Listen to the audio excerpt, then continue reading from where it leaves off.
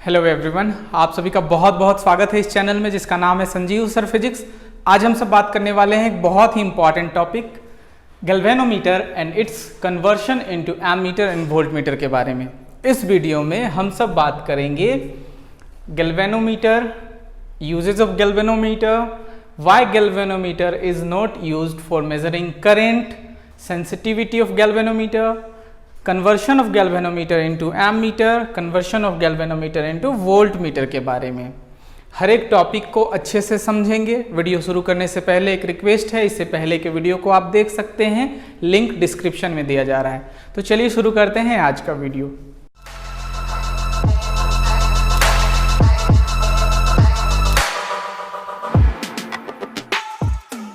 सबसे पहले हम सब समझते हैं गैल्वेनोमीटर के बारे में। गैल्वेनोमीटर है क्या? तो जैसा कि क्लास 10th में आपने पढ़ा होगा, गैल्वेनोमीटर एक ऐसा डिवाइस है जो करंट, स्मॉल करंट मेजर करने के साथ साथ करंट के डायरेक्शन को भी मेजर करता है। ठीक है ना। सो गैल्वेनोमीटर को डिफाइन करते हैं हम लोग। गैल्वेनोमीटर एक सेंसिटिव डिवाइस है ना। गैल्वेनोमीटर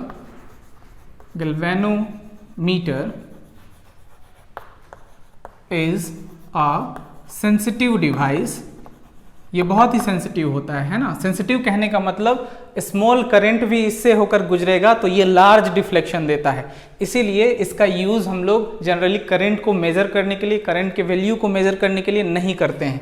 यहाँ क्वेश्चन दिया गया है, why galvanometer is not used for measuring electric current. उसके बारे में भी बात करेंगे। अभी बस समझते हैं इसको कि है क्या। यहाँ जो फिगर बना हुआ है उसको भी हम सब समझेंगे। पहले हम लोग डिफाइन कर रहे हैं। Galvanometer is a sensitive device that detect, है ना, detect small current with direction। साथ में ये क्या बताता है? करंट के डायरेक्शन को भी डिटेक्ट करता है। करंट को डिटेक्ट करने के साथ साथ करंट के डायरेक्शन को भी डिटेक्ट करता है।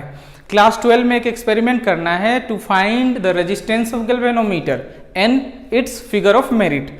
अगर आपको गैल्वेनोमीटर से करंट का रीडिंग लेना है तो आपको फिगर ऑफ मेरिट का वैल्यू मालूम होना चाहिए। हर गैल्वेनोमीटर का फिगर ऑफ मेरिट का वैल्यू अलग अलग होता है। उसके बारे में हम सब बाद में बात करेंगे। अभी हम सब समझते हैं गैल्वेनोमीटर के बारे में। तो गैल्वेनोमीटर यहाँ जो आपको डिफाइन किया गया है, बहुत ही बेसिक सा डेफिनेशन यहाँ दिया गया है। ये सेंसिटिव डिवाइस होता है that detect small current with direction. ठीक है, स्मॉल करंट को डिटेक्ट करता है डायरेक्शन के साथ। और इसका यूज जनरली करंट को मेजर करने के लिए नहीं होता है, करंट को मेजर करने के लिए यूज होता है एमीटर। इसीलिए गैल्वेनोमीटर को कन्वर्ट किया जाता है एमीटर में। तो क्यों किया जाता है इसके बारे में और डीपली हम लोग जानेंगे। यहाँ तो हो गया डेफिनेशन। अब हम सब समझते हैं गैल्वेनोमीटर के टाइप्स कितने होते हैं, क्योंकि बिना टाइप्स को समझे यहाँ जो दो फिगर दिया गया है वो आपको समझ में नहीं आएगा, है ना। सो गैल्वेनोमीटर के बेसिकली दो टाइप होते हैं, वो आपको बताया जा रहा है यहाँ, है ना। गैल्वेनोमीटर में दो पार्ट होते हैं। सबसे पहले हम सब देख रहे हैं डीसी गैल्वेनोमीटर के बारे में, ठीक है ना। ये जो चल रहे हैं वो डीसी गैल्वेनोमीटर, ठीक है। तो गैल्वेनोमीटर के दो पार्ट होते हैं। कौन कौन से पार्ट्स होते हैं?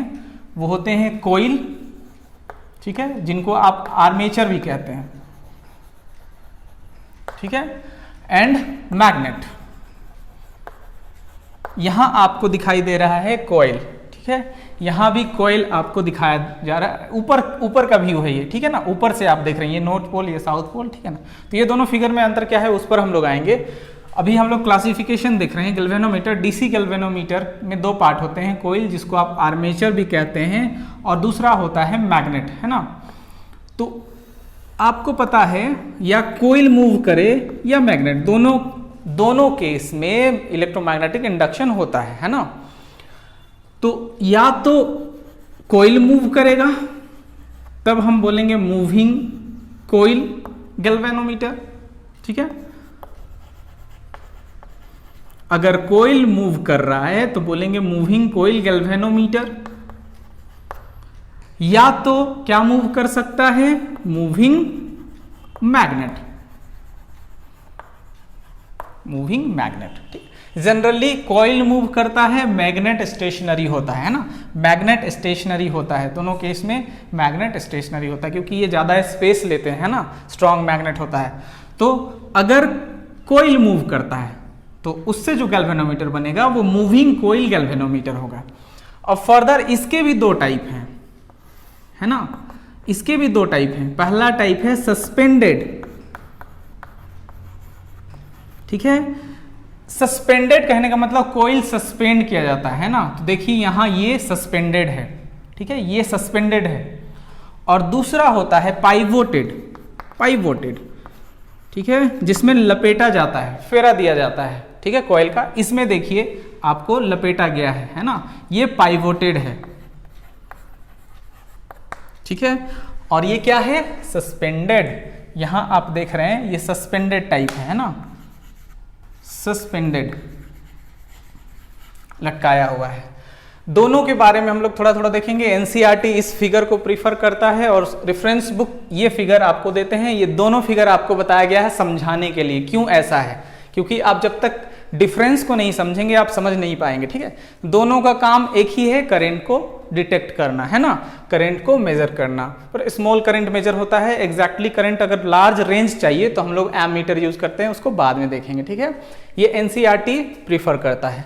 पहले हम लोग इस फिगर को समझते हैं। इस फिगर में जैसा कि दिया गया है, एक वुडन केस है, ठीक है, ये आपको एक वुडन केस है जिसके अंदर ये अरेंजमेंट है, ठीक है, ताकि बाहर का जो हवा है वो अंदर के अरेंजमेंट को ना डिस्टर्ब करे।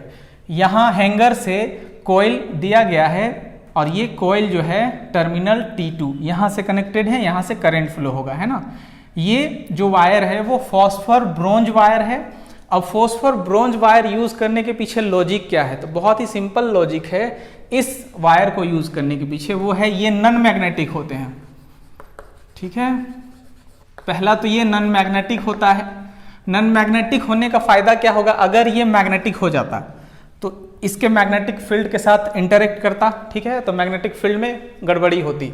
तो नॉन मैग्नेटिक है तो जो चाहे सिर्फ यही करेगा, है ना, ये मैग्नेट करेगा, ठीक है, इसके मैग्नेटिक फील्ड का कोई लेना देना, मतलब ये तो मैग्नेट बनाएगा ही नहीं, ये मैग्नेटिक है नहीं, तो कोई फर्क नहीं पड़ेगा।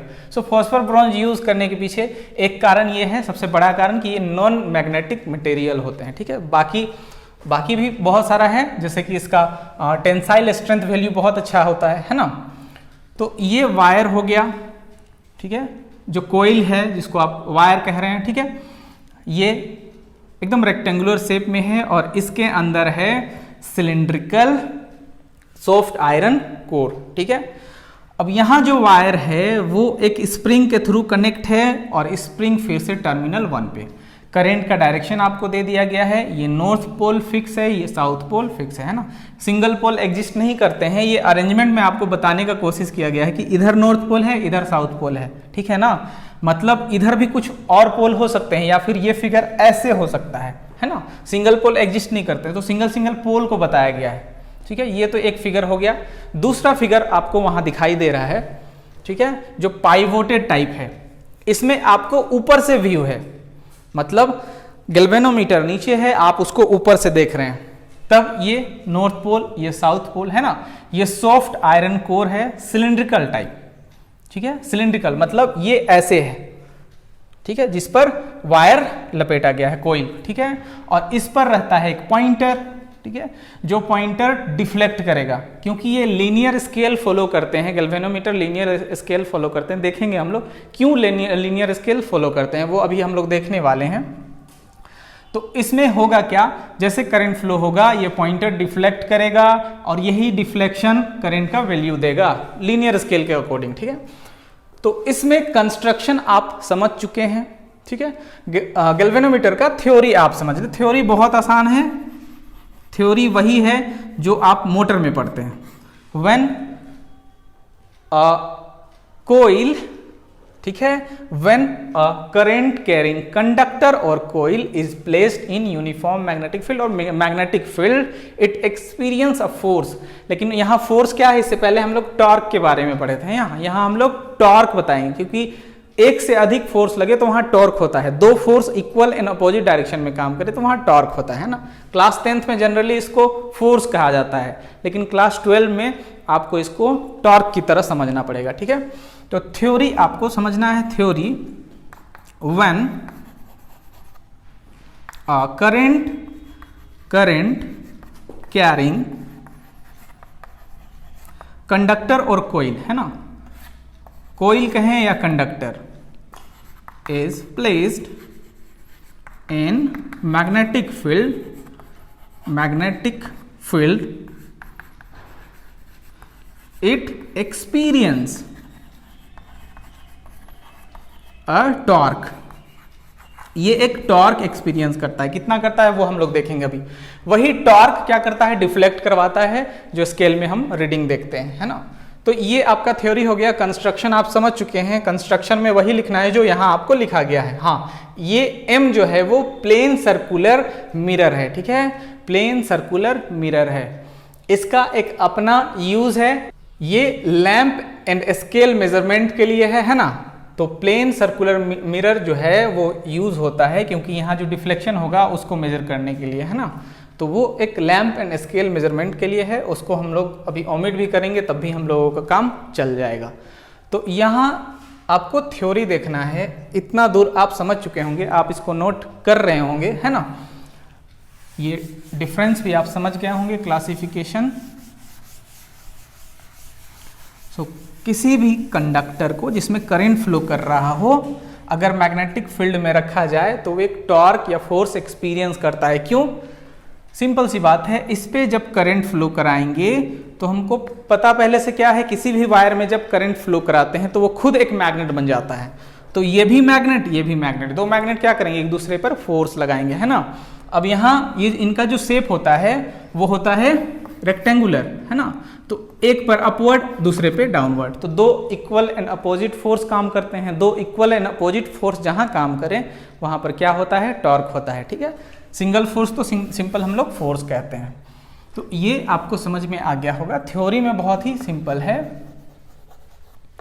थ्योरी में आप कंसिडर कर लें L, length of the coil, length of the coil, B breadth of the coil, ठीक है। तो ए क्या हो जाएगा, L into B, area of the coil,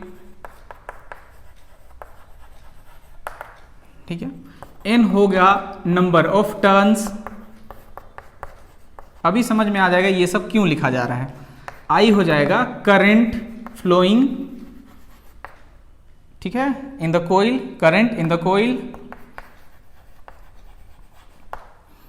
B है magnetic field, magnetic field produced by strong magnet, strong magnet. यहां पर एक सवाल ये भी है कि यहां पर कैसा मैग्नेटिक फील्ड बनता है ना। ये जो वायर आपको दिखाई दे रहा है यहां जो फिगर, वो कैसा मैग्नेटिक फील्ड है। ये कर्व शेप में मैग्नेट जो यूज होते हैं उसका काम है रेडियल मैग्नेटिक फील्ड बनाना, है ना, रेडियल मैग्नेटिक फील्ड बनाना।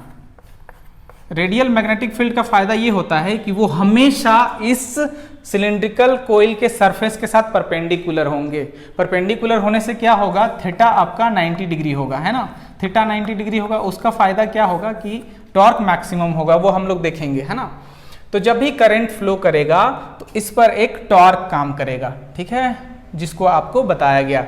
वो टॉर्क कितना होगा, वो टॉर्क होगा, इससे पहले क्लास में आपको बताया गया था, फोर्स एक्सपीरियंस बाय या torque experience by rectangular coil placed in magnetic field, ठीक है, NIAB साइन थीटा, ठीक है। ये टॉर्क होगा और ये टॉर्क डिफ्लेक्टिंग टॉर्क होगा।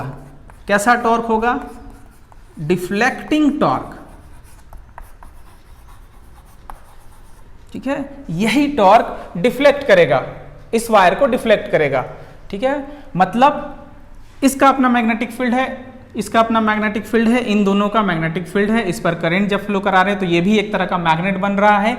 ये दोनों मैग्नेटिक फील्ड आपस में इंटरेक्ट कर रहे हैं, जिसके कारण इस पर क्या हो रहा है, टॉर्क जनरेट हो रहा है। कितना हो रहा है, NIAB साइन थीटा, है ना, साइन थीटा। यहाँ पर थीटा 90 डिग्री आपको बताया गया है क्योंकि रेडियल मैग्नेटिक फील्ड होने के कारण, रेडियल मैग्नेटिक फील्ड होने के कारण, रेडियल मैग्नेटिक फील्ड होने के कारण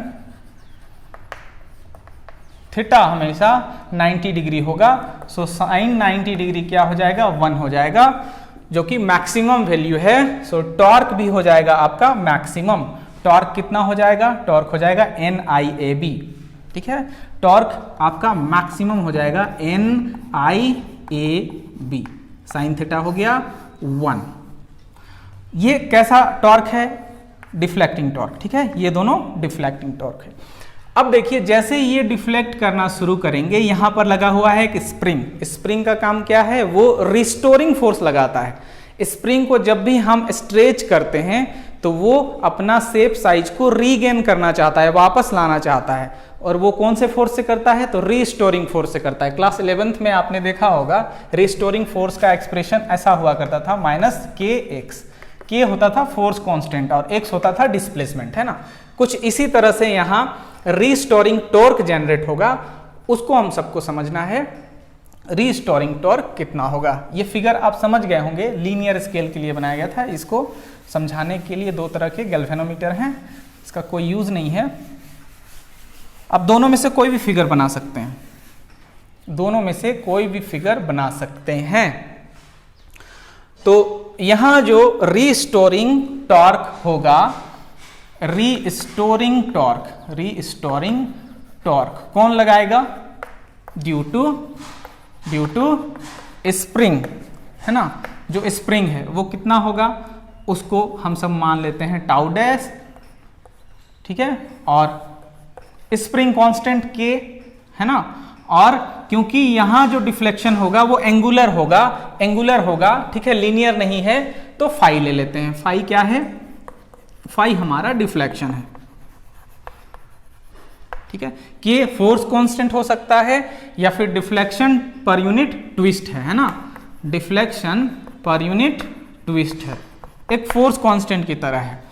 अब इक्विलिब्रियम कंडीशन, मतलब इक्विलिब्रियम कंडीशन क्या होगा, इक्विलिब्रियम कंडीशन कहता है, या फिर आपको ऐसे समझना है, यहां पर रिस्टोरिंग फोर्स, ये रिस्टोरिंग टॉर्क उतना ही होगा जितना ये डिफ्लेक्टिंग टॉर्क होगा, मतलब ये दोनों आपस में इक्वल होंगे, है ना।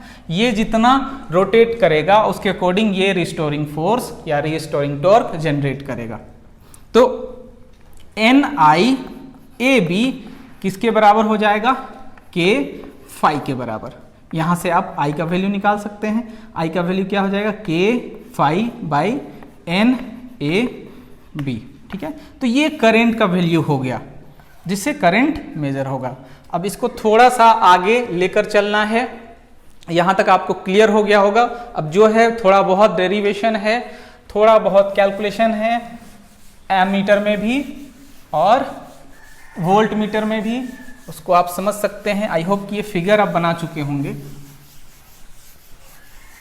नहीं तो पीछे जाकर भी आप बना सकते हैं बैक करके। यहां आपको ध्यान देना है कि कांस्टेंट है, नंबर ऑफ टर्न्स भी कांस्टेंट है, एरिया भी गिवन वायर के लिए कांस्टेंट ही होगा और मैग्नेटिक फील्ड भी कांस्टेंट होगा। तो सारे टर्म्स कांस्टेंट है, किसको छोड़कर, फाई को छोड़कर, ठीक है। सो सारे टर्म को हम सब कंसिडर कर लेते हैं G, और ये बच गया फाई, है ना। So I directly proportional to phi, और G यहां आपने क्या कंसिडर किया है, K बाय NAB, ठीक है। ये G है आपका गैल्वेनोमीटर कांस्टेंट। गैल्वेनोमीटर कांस्टेंट मतलब हर एक गैल्वेनोमीटर का अपना एक कांस्टेंट होगा, वो इस पर डिपेंड करेगा। गैल्वेनोमीटर कांस्टेंट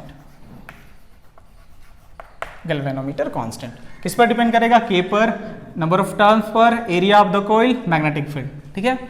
अब यहां current directly proportional to deflection हो गया। इसका क्या मतलब है, इसका एक ही मतलब है कि जितना ज्यादा करंट होगा उतना ज्यादा डिफ्लेक्शन होगा, या जितना ज्यादा डिफ्लेक्शन होगा उतना ज्यादा करंट होगा। मतलब यहां आप लीनियर स्केल यूज कर सकते हैं।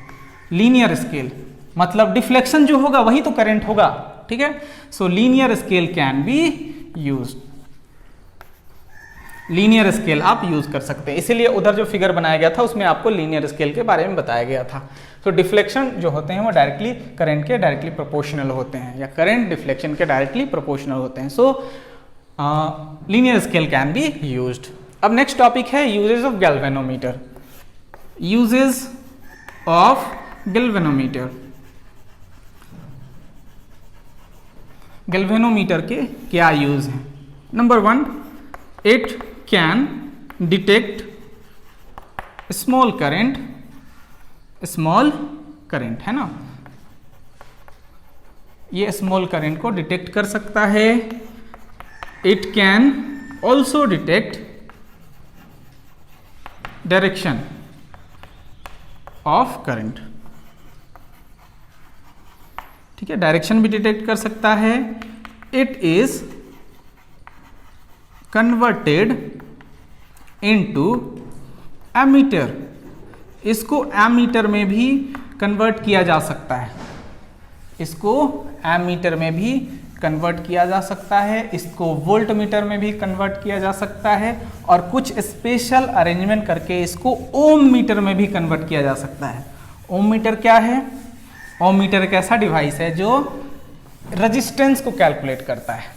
एमीटर करंट को कैलकुलेट करता है, वोल्ट मीटर पोटेंशियल डिफरेंस को कैलकुलेट करता है, ओम मीटर रेजिस्टेंस को कैलकुलेट करता है। 4th, it is converted into volt meter, ठीक है, इट कैन बी कन्वर्टेड और इट इज कन्वर्टेड इनटू, है ना। ऑफ 5th क्या हो जाएगा? By special arrangement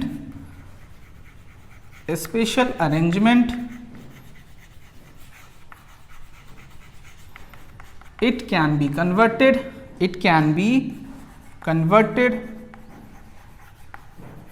into ohm meter।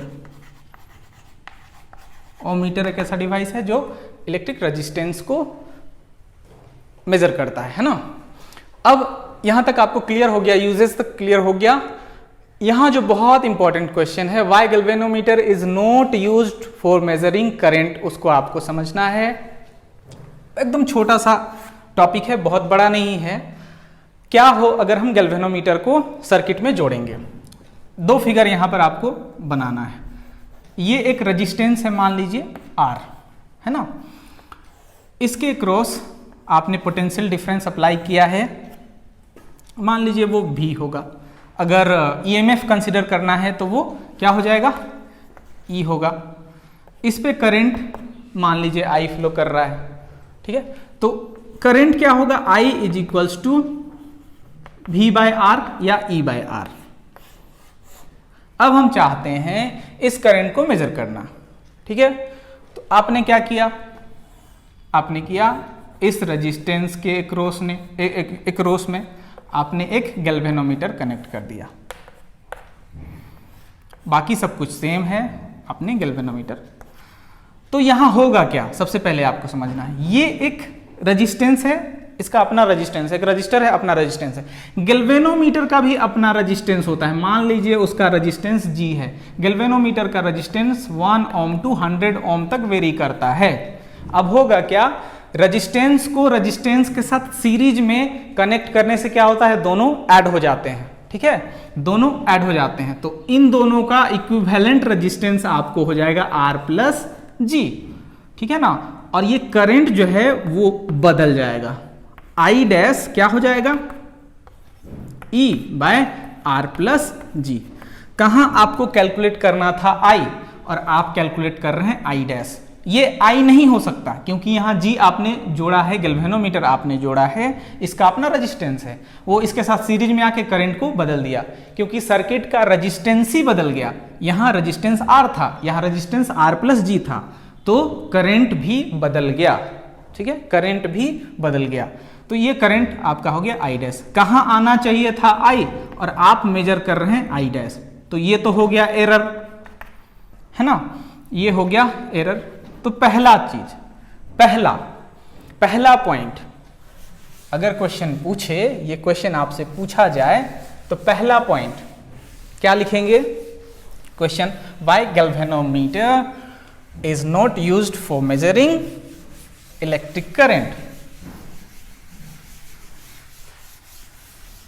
क्या क्या हो सकता है? बिकॉज व्हेन गैल्वेनोमीटर, इसका आंसर जा रहा है ना, इज कनेक्टेड, क्योंकि इसको जिसके क्रॉस में करंट मेजर करना होता है उसके क्रॉस में सीरीज ही जोड़ना पड़ता है, ये मजबूरी भी है एक तरह से, है ना। When galvanometer is connected in series with resistance, ठीक है, across which current has to measure,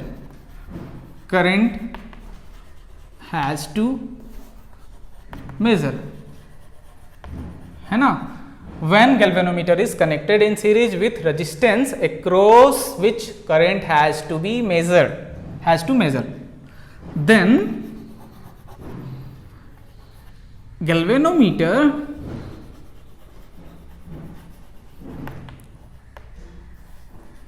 will change the resistance of circuit।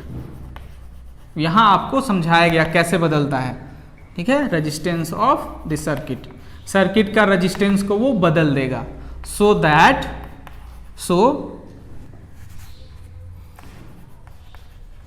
Current will also change, ठीक है। रेजिस्टेंस बदलने से क्या हो जाएगा? करंट भी चेंज हो जाएगा। तो हम करंट मेजर नहीं कर पाएंगे, हमको आई मेजर करना था और हम मेजर कर रहे हैं आई डैश, ठीक है। सो यहां क्या हो गया? एरर आ गया, ठीक है। दूसरा, इफ गैल्वेनोमीटर, और सिंपल लिखते हैं, बहुत ही सिंपल है कि अगर गैल्वेनोमीटर में लार्ज करंट फ्लो हुआ तो वो डैमेज हो सकता है हीटिंग इफेक्ट के कारण, है ना।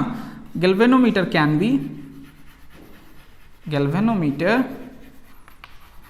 may be damaged due to heating effect के कारण ये डैमेज भी हो सकता है। सो ये दो कारण है जो बहुत ही इंपॉर्टेंट कारण है, दो इंपॉर्टेंट कारण हैं जिसके वजह से हम लोग गैल्वेनोमीटर को यूज नहीं करते हैं करंट को मेजर करने के लिए। मतलब अगर करंट को मेजर करना है तो एक ऐसा डिवाइस चाहिए जिसका रेजिस्टेंस कुछ ना हो, बहुत कम हो, जीरो हो, जो सर्किट के रेजिस्टेंस को नहीं बदले। इसीलिए हम सब गैल्वेनोमीटर को चेंज कर देते हैं एमीटर में, ठीक है। गैल्वेनोमीटर को चेंज कर देते हैं एमीटर में। अब हम लोग पढ़ेंगे conversion of galvanometer into ammeter. उससे पहले सेंसिटिविटी बाकी है, तो सेंसिटिविटी को समझते हैं। बहुत ही आसान टॉपिक है सेंसिटिविटी ऑफ गैल्वेनोमीटर। सेंसिटिविटी का मतलब होता है स्मॉल करंट फ्लो होने पर बहुत ज्यादा deflection. If small current produced large deflection, then device is said to be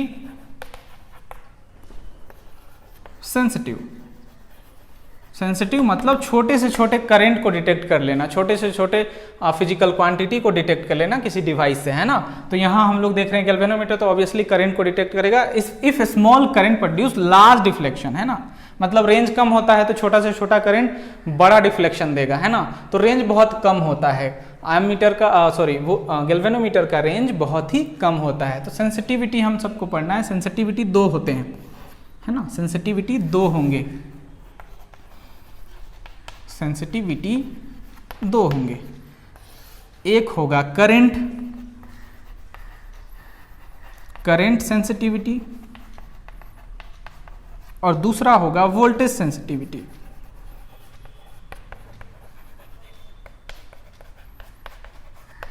ठीक है, दो तरह के सेंसिटिविटी होते हैं। करंट सेंसिटिविटी में क्या होगा, करंट सेंसिटिविटी में आपको लिखना है डिफ्लेक्शन बाय करंट, है ना, डिफ्लेक्शन बाय करंट, और वोल्टेज सेंसिटिविटी में लिखना है डिफ्लेक्शन बाय वोल्टेज।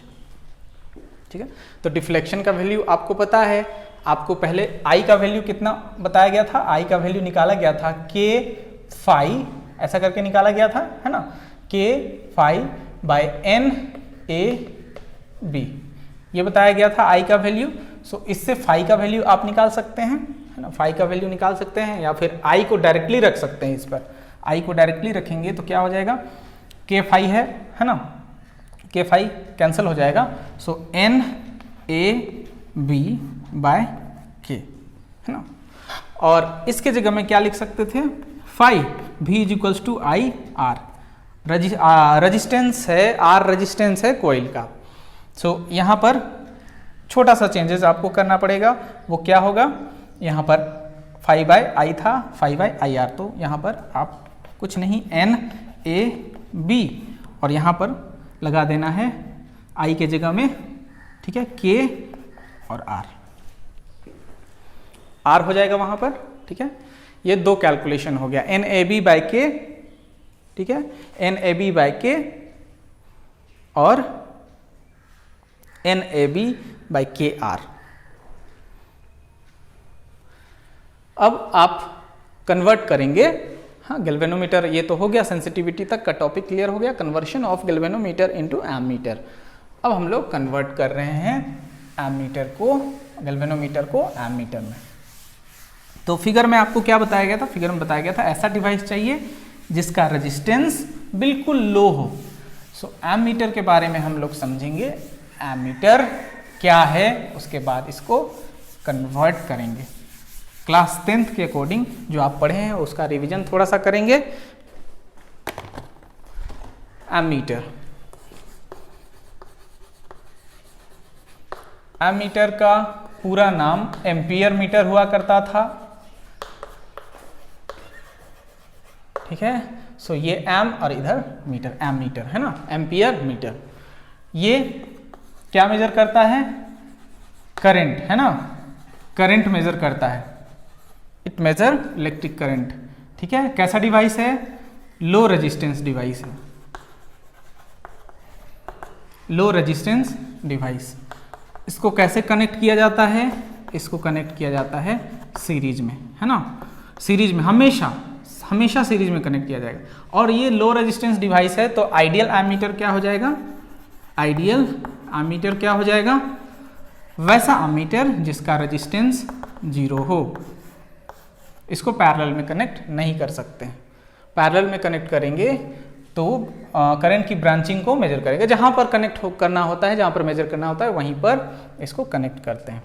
सो ये हो गया, करंट मेजर करता है, लो रेजिस्टेंस डिवाइस है, हमेशा सीरीज में इसको कनेक्ट करते हैं। आइडियल एमीटर वो है जिसका रेजिस्टेंस 0 हो। एमीटर पर बना हुआ वीडियो आप देख सकते हैं, वोल्ट मीटर पर भी बना हुआ वीडियो लिंक डिस्क्रिप्शन में दिया जा रहा है, उन दोनों को आप देख सकते हैं। ठीक है, तो कन्वर्शन यहाँ हम लोग देखते हैं, किसका कन्वर्शन, गैल्वेनोमीटर का, किसमें, एमीटर में। क्यों, क्योंकि गैल्वेनोमीटर करंट को मेजर नहीं कर पा रहा था, है ना, इसलिए हम लोग उसको कन्वर्ट कर देंगे। कन्वर्ट करने के लिए क्या करना है, हम सबको पता है कि अगर दो रेजिस्टेंस को आपस में पैरेलल कनेक्ट करते हैं तो उनका इक्विवेलेंट सबसे छोटा से भी छोटा होता है। यहाँ हम सबको कंडीशन क्या है, कंडीशन ये है कि ऐसा डिवाइस बनाया जाए जिसका रेजिस्टेंस क्या हो, लो हो, बिल्कुल लो हो या 0 हो। ऐसा डिवाइस बनाया जाए जिसका रेजिस्टेंस, लो रेजिस्टेंस, ठीक है, जिसका रेजिस्टेंस बिल्कुल लो हो, लो रेजिस्टेंस चाहिए।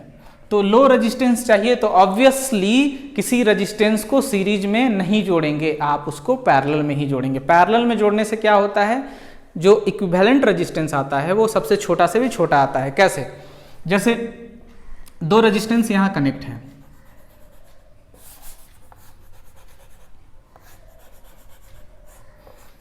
एक का वैल्यू 1 ओम, दूसरे का वैल्यू 2 ओम, तो आर इक्विवेलेंट जो आएगा वो छोटा होगा सबसे छोटा से भी, 1 ओम से भी छोटा। तो यहां हम क्या करेंगे, यहां जो गैल्वेनोमीटर है, यहां फिगर ठीक है।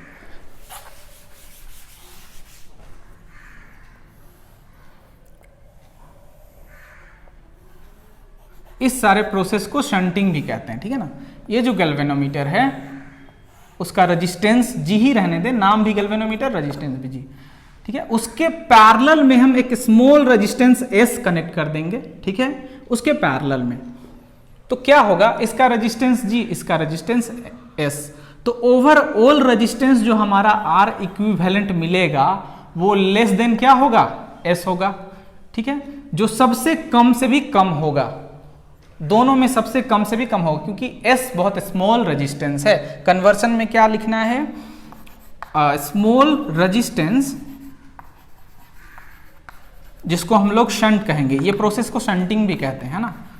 शंट इज connected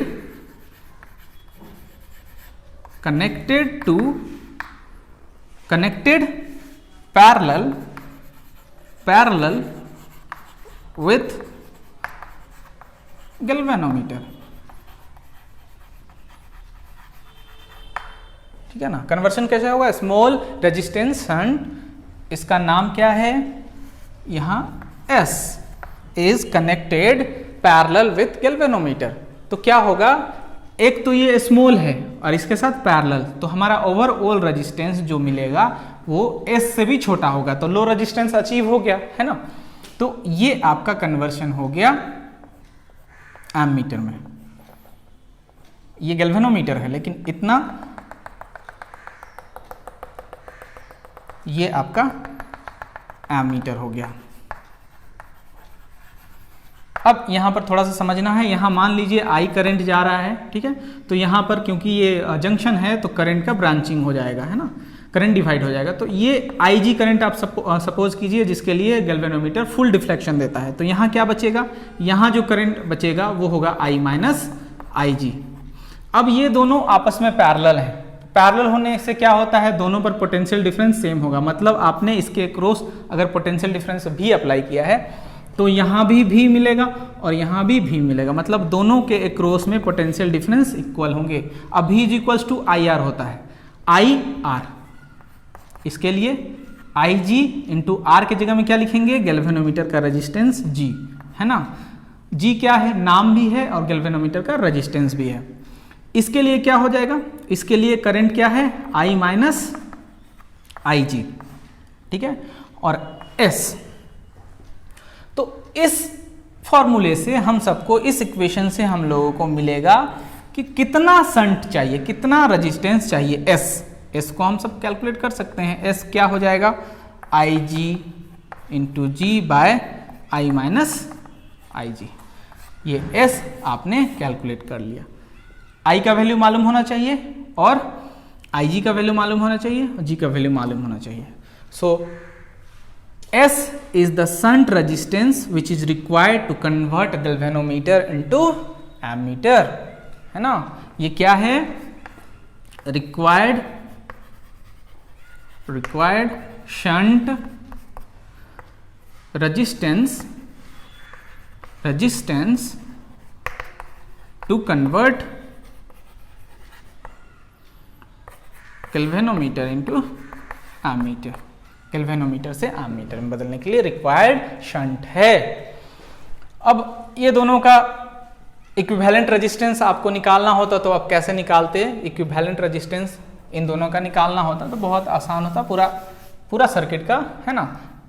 इफेक्टिव या equivalent resistance, equivalent resistance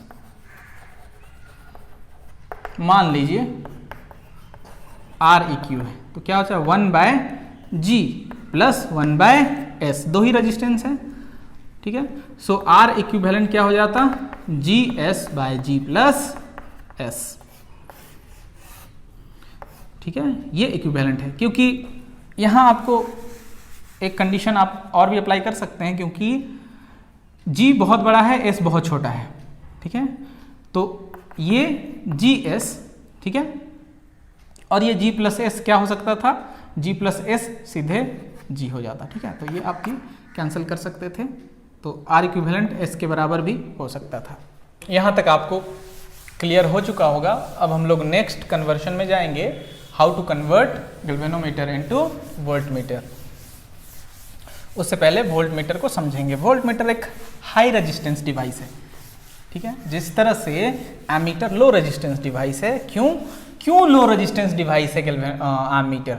ammeter इसलिए लो रेजिस्टेंस डिवाइस है क्योंकि उसको करंट को मेजर करना है। अगर वो हाई रहेगा तो अपने से होकर करंट को पास नहीं होने देगा। अगर अपने से होकर करंट पास नहीं होने देगा तो एमीटर उस करंट को मेजर कैसे करेगा? इसलिए वो अपना रेजिस्टेंस सबसे लो रखना चाहता है।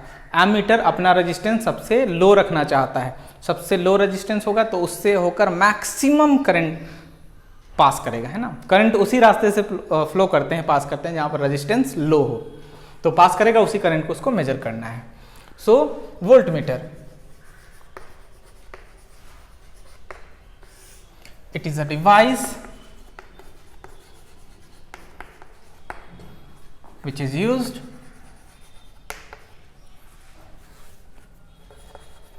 which can measure or used, है ना, which can measure potential difference across any resistance or circuit। किसी भी रेजिस्टेंस और सर्किट के क्रॉस में पोटेंशियल डिफरेंस को मेजर करता है।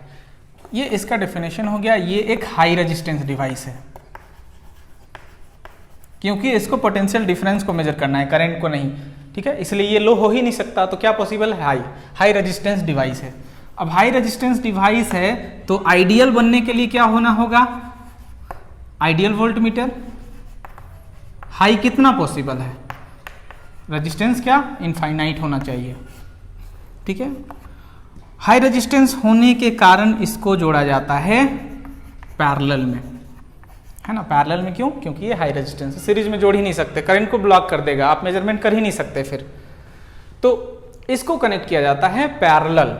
जैसे इस रेजिस्टेंस के अक्रॉस में अगर आपको पोटेंशियल डिफरेंस मेजर करना है तो इसके अक्रॉस में ऐसे पैरेलल वोल्टमीटर को कनेक्ट कर देंगे, है ना। सीरीज में अगर मान लीजिए इसको आर यहाँ पर आप कनेक्ट कर देते हैं वोल्टमीटर, क्या होगा? यहाँ पर सर्किट को, ये हाई रेजिस्टेंस है, करंट को पास नहीं होने देगा। तो फिर सर्किट में आप कैलकुलेशन कैसे करेंगे, सर्किट में स्टडी कैसे करेंगे, करंट को मेजर कैसे करेंगे, ठीक है। तो इसको पैरेलल कनेक्ट किया जाता है। यहाँ से हम लोग कन्वर्शन शुरू करते हैं, ठीक है। कन्वर्शन ऑफ गैल्वेनोमीटर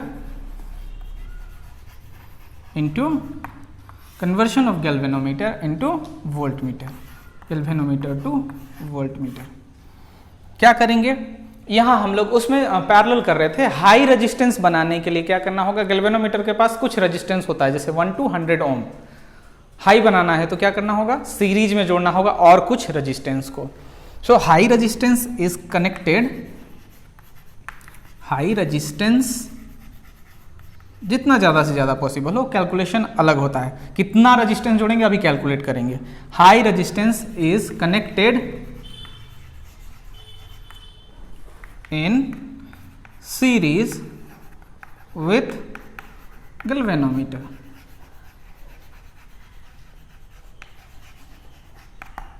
गैल्वेनोमीटर में ये मान लीजिए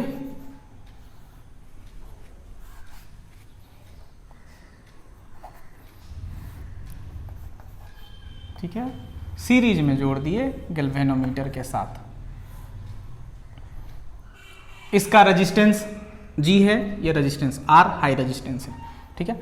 अब इस पर करंट मान लीजिए फ्लो हो रहा था I, ठीक है, I या फिर इसको IG कह सकते हैं, वो करंट जो गैल्वेनोमीटर में फुल स्केल डिफ्लेक्शन थी। अब यहाँ आपने कनेक्ट किया होगा, पोटेंशियल डिफरेंस आपने अप्लाई किया होगा, ऑब्वियसली बिना अप्लाई किए ये काम होगा नहीं, इसमें आपने अप्लाई किया होगा। दिखाना जरूरी नहीं, आप इसको सिंपल ये बता सकते हैं कि आपने यहाँ पोटेंशियल डिफरेंस भी दिया है। ये टोटल आपका अरेंजमेंट वोल्टमीटर में बदल चुका है, क्योंकि गैल्वेनोमीटर का कुछ रेजिस्टेंस है, ऊपर से आपने क्या कर दिया, हाई रेजिस्टेंस को सीरीज में जोड़ दिया। तो इफेक्टिव रेजिस्टेंस या इक्विवेलेंट रेजिस्टेंस क्या हो जाएगा, R प्लस जी, जो कि बहुत ज़्यादा होगा। ठीक है, बहुत ज़्यादा होगा। अब ये दोनों सीरीज में है, आपको पता है इसके क्रॉस में जो पोटेंशियल डिफरेंस अप्लाई करते हैं उसका कुछ पार्ट यहाँ ड्रॉप करता है और कुछ पार्ट यहाँ ड्रॉप करता है, मतलब V is equals to V1 plus V2 होता है। ठीक है, V is equals to V1 plus V2 होता है। तो V1 का वैल्यू कितना हो जाएगा, V1 का वैल्यू यहाँ से करंट इंटू रजिस्टेंस, करंट कितना है IG into R plus V2 क्या हो जाएगा, V2 हो जाएगा IG इंटू जी, ये हो गया V। अब यहाँ से आप कॉमन कर सकते थे IG, सो R प्लस जी और ये IG। ठीक है, सो आप इसको अलग अलग लिख सकते थे, आपको क्या निकालना है, R निकालना है। ठीक है, R निकालना है, आप इसको लिख सकते थे R प्लस जी, क्या लिख सकते थे, V बाय IG, है ना, लिख सकते थे R प्लस जी, क्या लिख सकते थे, V बाय IG। सो ये क्या हो जाएगा, आपको निकालना है R, सो V बाय IG माइनस जी। इतना रजिस्टेंस चाहिए, है ना, इतना रजिस्टेंस चाहिए किसी गैल्वेनोमीटर को वोल्टमीटर में बदलने के लिए। Required value of resistance to convert galvanometer into voltmeter. ठीक है, यहाँ आपको फुल कॉन्सेप्ट देने का कोशिश किया गया है, यहाँ आप इन पॉइंट्स को याद कर सकते हैं। आई होप कि ये वीडियो आपको पसंद आया होगा। आप इस वीडियो को लाइक कर सकते हैं, अपने दोस्तों के साथ शेयर कर सकते हैं, और कोई भी कन्फ्यूजन के चक्कर में अगर आप हैं तो आप कमेंट कर सकते हैं। अगर आपको कहीं पर भी कुछ समझ में नहीं आया, दिमाग घूम गया, तो आप कमेंट करें, आपको रिप्लाई किया जाएगा। Thank you so much for watching this video.